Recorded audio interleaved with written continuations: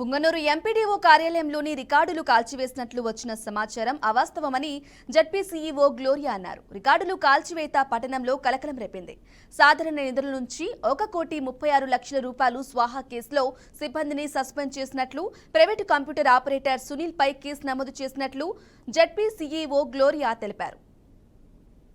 MPDO కార్యాలయంలో 1,36,00,000 దుర్వినియోగమయ్యాయి. Computer operator దుర్వినియోగం చేశాడనే దాని మీద మేము విచారించి దానికి బాధ్యుల్ని సస్పెండ్ చేయటం జరిగింది.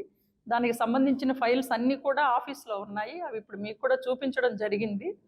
అయితే దానికి సంబంధించి ఈ ఫైళ్ళు అక్కడ శ్మశానంలో దహనం చేశారు ఆఫీసుకు సంబంధించినవి అనేది ఈరోజు పేపర్లో వచ్చింది.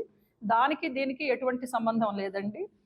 ఫైల్స్ను కూడా ఈరోజు తగలబెట్టిన ప్రదేశాన్ని కూడా మేము పరిశీలించడం జరిగింది. ఆఫీస్ సిబ్బందిని విచారించడం జరిగింది. ఈ పేపర్స్ చూస్తే మన ఆఫీస్కి అసలు సంబంధం లేని పేపర్స్ ఉన్నాయి. ఎవరో వ్యక్తిగతమైన పెళ్లి ఫోటోలు, క్యాలెండర్స్, దానికి సంబంధించిన రాడ్స్, ఈ లాంగ్వేజ్ చూస్తే కూడా జ్యుడిషియల్ లాంగ్వేజ్ అట్లా ఉన్నాయి. అంటే ఇక్కడంతా అడ్వకేట్స్ వాళ్ళందరూ ఉంటారు ఈ ఏరియాలో, మీ అందరికి కూడా తెలుసు. కాబట్టి ఈ వార్త అనేది పూర్తిగా నిరాధారమని నేను తెలియపరుస్తున్నాను. నేను చేసిన